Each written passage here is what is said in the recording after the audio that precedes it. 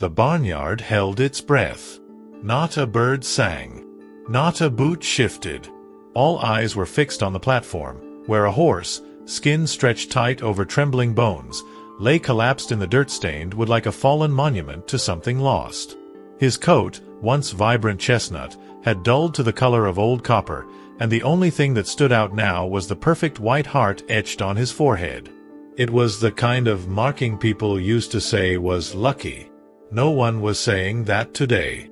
Kneeling beside him was a woman in her 20s, her face streaked with silent tears, hands trembling as they stroked the matted fur of the dying animal. Her name was Loralei Quinn, and though she'd grown up on the hard soil of ranch country, nothing had prepared her for this moment, when the world weighed the worth of a soul and decided it wasn't worth the cost of hay. The sign beside him read, $1. Not negotiable. Not a mercy bid. Just one cold, final dollar, the price of giving up. The auctioneer shifted uneasily. $1. Going once? The men behind the railings, a wall of stiff denim and stone faces, said nothing. Some stared. Others looked away, not out of cruelty, but out of a quiet, heavy knowing. The horse, whose name had once been Hollow, wasn't going to make it through the night. He was just a body with memories in his eyes. But Loralei saw more than a body. She saw the first time he ran beside her as a foal. She saw the scar behind his ear from a winter storm they'd survived together. She saw every unspoken promise they'd ever made, now lying in the dust like it never mattered. "I'll take him," she said softly, but no one missed it. The silence fractured. The auctioneer looked up, startled. "Ma'am." "I said I'll take him," Loralei repeated, pulling a crumpled bill from her jacket. She placed it beside the sign like it was sacred. "He's not done." No one laughed. No one smiled. They just watched, frozen in time, as she bent beside Hollow, pressed her forehead to his, and whispered something into the last warmth he had left. And somewhere, in a place no one could see, something flickered behind his glassy eyes. The bid was $1. But what it bought was the start of something no one could have imagined. The rain began minutes after she signed the papers. A slow, steady drizzle that soaked through Loralei's denim sleeves as she led Hollow away from the platform, step by trembling step. He couldn't walk on his own, not fully. His legs buckled every few feet, and she had to brace his chest with her arms, whispering into his ear like they were back in the fields of her childhood. Each movement felt like a countdown, a fragile resistance against the inevitable. The other bidders had already turned their backs. To them, the show was over. But Loralei wasn't ready to write the ending. Not yet. She had nothing. Not a trailer, not a plan, and barely enough gas to make it back to her father's old barn. The truck she drove was a rusted Ford that coughed every time she turned the key, and the hay she'd borrowed from the neighbor was damp and moldy. But when she looked into Hollow's dull, distant eyes, she saw something no one else saw, not memory, not gratitude, but resistance. As if some part of him was waiting, hanging on. She dragged an old mattress into the barn stall, laid it over the cold concrete, and lowered Hollow down with a blanket beneath his head. He let out a long, hollow breath, and for a terrifying second she thought it was his last. She pressed her ear to his chest. A faint, tired rhythm. Still there. Barely. "You're not dying here," she whispered, her voice raw, breaking. "Not like this. Not as trash they tried to throw away." That night, sleep never came. Loralei sat beside him in the straw, lantern light flickering against the rafters, while the wind howled outside like wolves calling for what death had left behind. She told him stories, of when he was young, of the creek behind the old pasture, of her mother's singing before the cancer took her voice. Her hand never left his mane. She didn't cry anymore. She was beyond that. Now she simply waited, for the silence or for something else. And then, just before dawn, Hollow twitched. His back leg kicked, once, weakly. His ears turned toward her voice. She gasped, too scared to hope, too stubborn not to. Lorelei reached for the water bucket, just as Hollow's head slowly, painfully lifted an inch off the straw. He was listening. He was still in there. And that changed everything. The morning broke in silence, no birdsong, just the soft creaking of the barn's wooden frame as the first pale light spilled through the cracked slats. Lorelei's eyes were swollen and dry, her limbs stiff from staying curled beside Hollow all night. But she didn't move. Not yet. Her hand remained on his neck, afraid that if she let go, the fragile thread connecting them might snap. For hours, there had been nothing but waiting, and then that twitch. That small, impossible flicker. It wasn't much, but it was more than she dared hope for. She leaned in close, barely breathing as she watched his chest rise, slow and shallow, but steady now. His ears twitched again at the sound of her whisper. She didn't speak loud, just enough for him to feel her voice, the vibration through her fingers as they traced gently across his coat. "You remember me," she said softly, almost afraid to believe it. "You know who I am." Hollow didn't answer, of course. But something had changed. His head, once slumped lifeless in the hay, now rested just slightly raised, angled toward her. His eyes, dulled by pain and days of neglect, now blinked against the morning light, slow but deliberate. Lorelei sat back on her heels, her breath caught between awe and disbelief. Whatever fire still lived inside this broken body, it had not gone out. She stood slowly and stepped outside the barn, the cold morning biting at her skin. Across the field, her neighbor's house stood quiet. She hated asking for help, but she knew what she had to do. Hollow didn't need hope. He needed medicine. Food, warmth, time. Things she couldn't provide on stubbornness alone. She crossed the grass barefoot, her jeans soaked at the cuffs, and banged on the door with the desperation of someone whose world balanced on a thread. When old Marvin Kane opened the door, he didn't ask questions. He took one look at Lorelei's face, the dirt, the exhaustion, the fire in her eyes, and nodded. Within 20 minutes, they were both back at the barn, arms full of supplies. Antibiotic paste, oats, blankets, and a gallon of milk. Marvin was a man who believed in silence, but when he saw Hollow's eyes following Lorelei's every step, he whispered just 2 words, "Well, damn." That night, as a storm rolled in and thunder cracked through the valley, Hollow didn't sleep alone. He wasn't just surviving anymore. He was trying. The storm didn't just rattle the windows, it shook something inside her. As lightning cracked through the sky, illuminating the barn in sudden violent flashes, Lorelei sat on the floor beside Hollow, brushing the damp hair from her forehead. Each thunderclap felt like a warning from above, don't hope too hard. But hope had already taken root.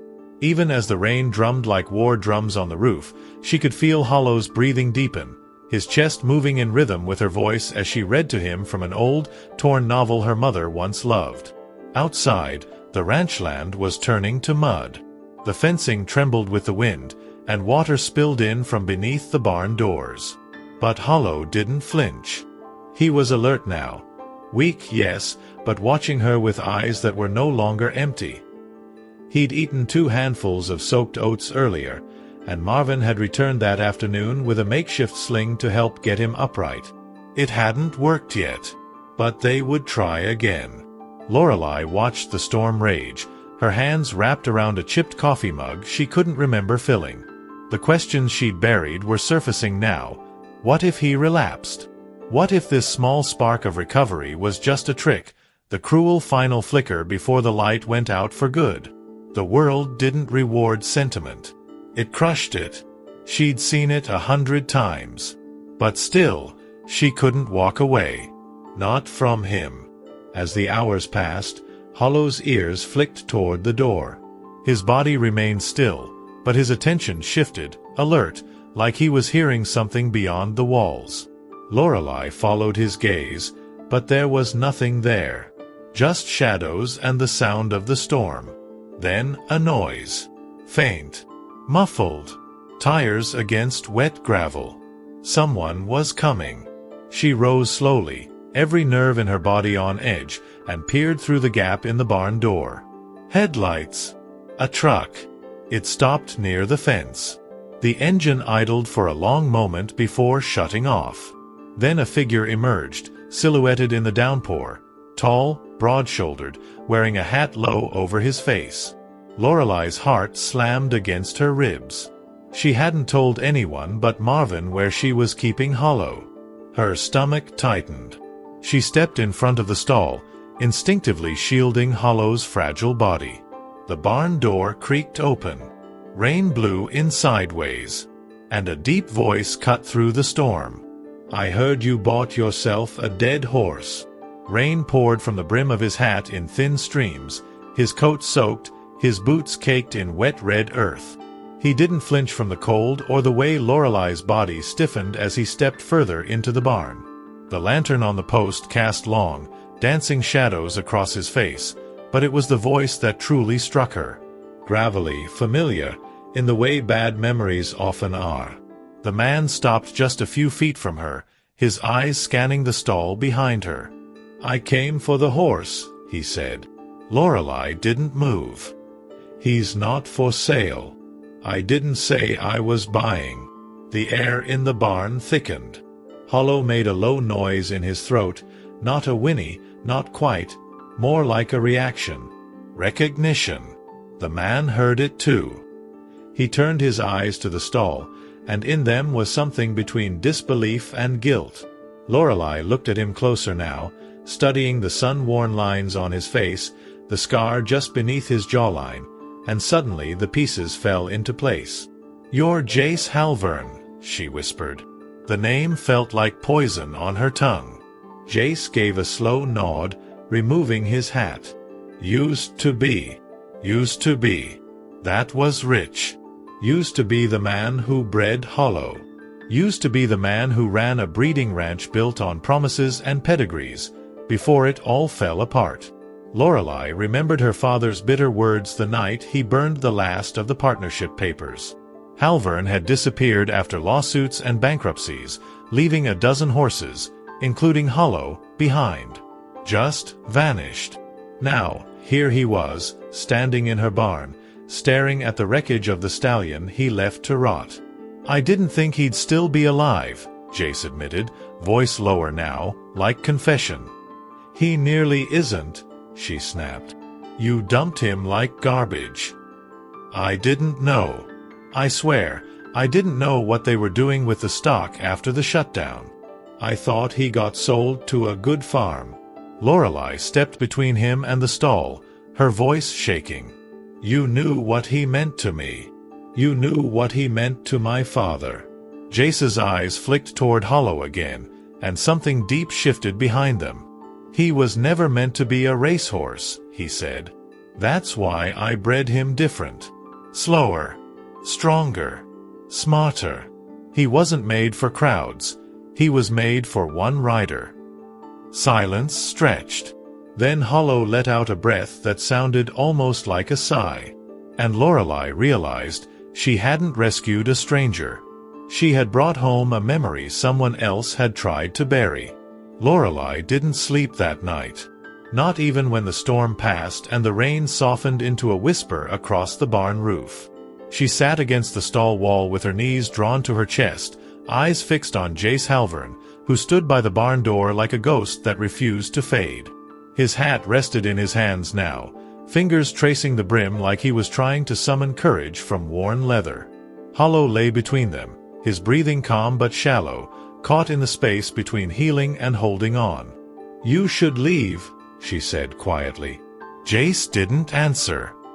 He glanced toward Hollow, then back to her, the regret plain in his face. "I didn't come to take him back," he said. "I came because I heard what you did, what you gave up to get him." Loralei's jaw clenched. "Didn't do it for you. I know. That's why it matters." His words hung there, unwanted. She didn't want meaning. She wanted answers. Why now? Why him? Why did the man who disappeared when everything collapsed suddenly resurface just as she clawed Hollow back from death? Her voice trembled as she asked the question she had buried for years. What happened to my father, Jace? After the ranch went under. After the lawsuits. You two built everything together. Then you vanished. And he drowned in the wreckage. Jace exhaled sharply. His hands trembled. I tried to come back. I did. But your father made me promise. He didn't want you to know what we did. What we lost. What we risked. Loralei stood slowly, her shadow stretching across the stall like a shield over Hollow's body. What do you mean? Jace hesitated, but only for a moment. Your father forged papers. Brought in bloodlines he didn't own. Hollow wasn't just a mistake.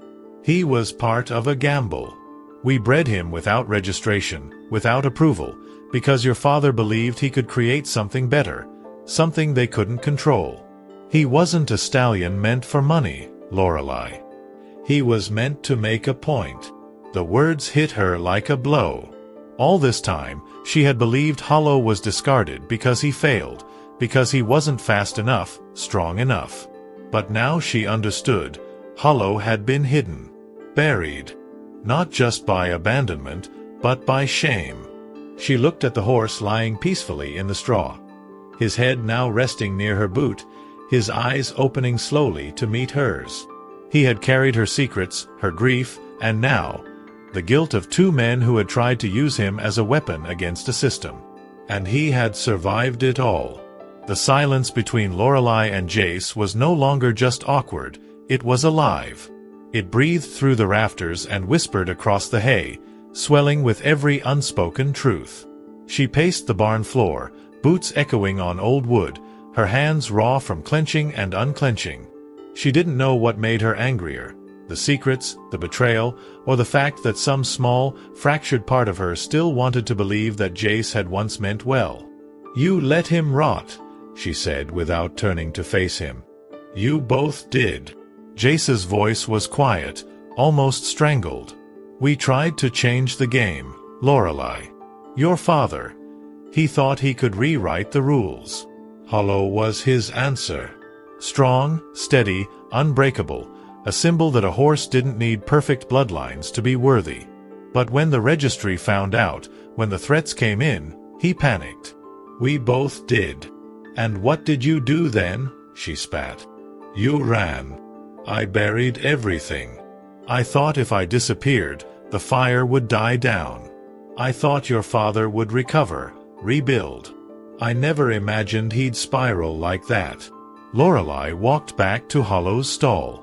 The horse was standing now, weak, trembling, but upright. Marvin's sling had worked. The old mattress and bales of hay had become a makeshift brace. She knelt beside him, tears falling freely now, not out of pain, but from the terrible weight of understanding. Hollow wasn't just her horse. He was her father's rebellion, his unfinished fight. And now, that legacy had fallen to her. He has the mark, Jace said behind her, his voice heavy with memory. Under his mane, just above the shoulder. Your father burned it there himself. A symbol, not registered, not recognized, but his. Said it would outlast any pedigree. Loralei ran her fingers through Hollow's thick mane, gently parting it, and there it was. A faint, faded brand, shaped like a crescent moon cradling a star. Her breath caught. She remembered seeing it once as a child and thinking it was a birthmark. Her father never explained it. He never needed to. Her vision blurred. The storm outside had passed, but another one had taken its place inside her chest. Everything she thought she knew, about Hollow, about her father, about Jace, had cracked open. She pressed her forehead to Hollow's neck and whispered, I don't know what I'm supposed to do now. And in the hush that followed, Hollow shifted his weight, stepping forward with one uncertain leg. He was walking. He had chosen to move again. And that was the answer. 3 days later, the letter arrived. folded, stamped, and sealed with the insignia of the American Thoroughbred Registry. It wasn't a coincidence. Someone had reported her. Maybe it was one of the men at the auction. Maybe someone had seen her with Jace. Maybe it didn't matter. What did matter was what the letter said: unauthorized possession of an unregistered stallion with contested lineage. Mandatory review pending. Failure to comply may result in seizure. Loralei's hands trembled as she read it again and again. Hollow was eating now, standing longer each day, growing stronger. But it wouldn't matter. Not to them. To them, he was a liability. A threat to the bloodlines they protected like currency. And she knew exactly how they dealt with threats. Humane euthanasia, they called it. She stood in the barn that night with a letter in her hand and fire in her chest. Hollow rested behind her, still bandaged, but alert, his eyes tracking her every move. Marvin had offered to hide him on his property, deep in the wooded acres behind the ridge. Jace, for once, had stayed silent. No advice. No plans. Just quiet remorse. She looked at the letter once more, then tore it in half. Then again.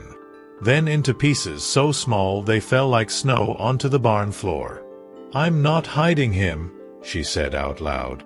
The words came with force she didn't know she still had. "They don't get to erase him again. Or my father."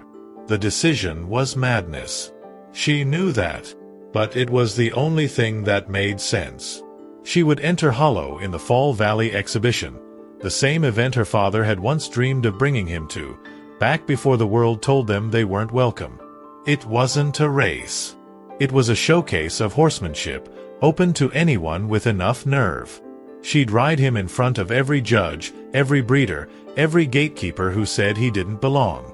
Marvin didn't try to talk her out of it.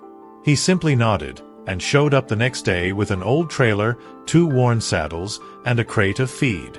"If you're gonna go down," he muttered, "go down swinging." On the morning of the exhibition, the sky was clear, the mountains sharp in the distance, and Hollow stood on his own 4 legs, proud, bruised, but alive. Loralei loaded him into the trailer with shaking hands and whispered into his ear, "We're not proving anything to them." She paused. "We're proving it to us." The Fall Valley exhibition grounds were a living monument to tradition. Rows of polished trailers, prize-winning stallions, and men in blazers marked with family crests lined the field like a silent army of legacy. Everything was clean, pristine, and precisely as the registry demanded. That's why Hollow stood out before he even stepped onto the dirt arena. His coat was healthy again, but still rough. His gait imperfect, but determined. And Loralei, wearing her father's old jacket and boots scuffed by time, held her head high as they entered the ring. They were not here to win. They were here to exist, in full view. The crowd didn't cheer. They whispered. And that was worse. The judges exchanged glances. One leaned into another's ear and muttered something she couldn't hear. But Loralei kept her eyes forward, one hand resting firm on Hollow's neck. She could feel his pulse through her fingers. Steady. Strong. He walked with her down the length of the arena, each step a declaration. "I survived. I am still here." Then came the moment. The showcase ride. Not a race, not a jump. Just trust, balance, bond. She mounted slowly, mindful of his strength. The crowd murmured. Someone laughed. But the moment she settled into the saddle, Hollow stilled beneath her like he'd been waiting for this all along. They began to move, not with speed, but grace. Loralei guided him through every turn, every signal, as if the two of them were reading the same sentence in real time. The crowd fell silent. It wasn't polished. It wasn't textbook. But it was alive. Raw. And in every motion, every imperfect pivot, Loralei could feel her father beside her, not in memory, but in muscle. In instinct. In the breath she and Hollow shared. By the time they came to their final stop at the center of the arena, no one was speaking. Not even the judges. But the silence shattered with a voice from the bleachers. "That horse is unregistered," a man barked, rising to his feet. "He's a fraud. This whole thing is a disgrace." Loralei dismounted. She didn't flinch. She walked to the center of the ring, faced the judges directly, and said, without trembling, "This horse was bred by a man who believed worth isn't dictated by papers. He was discarded, starved, sold for $1. But he lived. And today, he walked in here on his own legs." Then she turned and faced the crowd. "And if that makes you uncomfortable, maybe you should ask why." For a full 10 seconds after Loralei's words, the arena remained frozen. No applause. No protests. Just silence, thick, heavy, undeniable. She could feel her pulse pounding in her ears, the sweat beneath her collar, the eyes drilling into her from every direction. Hollow stood beside her, calm now, unmoved by judgment. His breathing steady, his head high. And in that stillness, something unexpected happened. One of the judges, the oldest among them, slowly stood. He removed his glasses, wiped them with a handkerchief, then looked straight at Loralei. "What's his name?" he asked, voice clear, carrying across the grounds like a verdict. "Hollow," she replied, barely above a whisper. The man nodded once. "That horse shouldn't be here. But I've been watching this exhibition for 40 years, and I've never seen a bond like that." A murmur rolled through the crowd. Then, from the back row, someone began clapping. Slow, reluctant. But it grew, spreading like a spark across dry grass. Applause swelled through the stands, not thunderous, but sincere. Hollow turned his ears toward the sound. He didn't move, but Loralei could feel it. Something in him recognized this moment. After a lifetime of being hidden, discarded, silenced, he was finally seen. Jace appeared near the gate, arms crossed, watching quietly. He didn't smile. He didn't wave. But he nodded once, the same way her father used to, when words felt too heavy. And that was enough. Later that evening, as the sun dipped behind the hills and the last trailers rumbled away, Loralei sat beside Hollow in the empty barn the exhibition had provided. A ribbon, not for first place, but for honor of presentation, hung from the rail nearby. It didn't matter. None of that did. What mattered was that they had stood in the light. Together. "I wish he could have seen it," she whispered, running her fingers along Hollow's jaw. "He did," said a voice behind her. It was Marvin. He handed her a folded envelope, her name written in her father's handwriting, yellowed with time. Inside was a letter, short, careful, meant to be read only when the time was right. "If you ever bring Hollow home, it means you're stronger than I ever was. Don't let them break you. Don't let them tell you who deserves to be remembered." Loralei pressed the letter to her chest. She looked at Hollow, who lay beside her, content, no longer just surviving, but belonging. And in that quiet golden dusk, she finally understood. This was never just about blood. It was about redemption. If this story moved you in any way, give it a like, subscribe to the channel, and turn on the notification bell. We have many more real and emotional stories waiting for you. Your support helps us keep telling the stories that deserve to be remembered.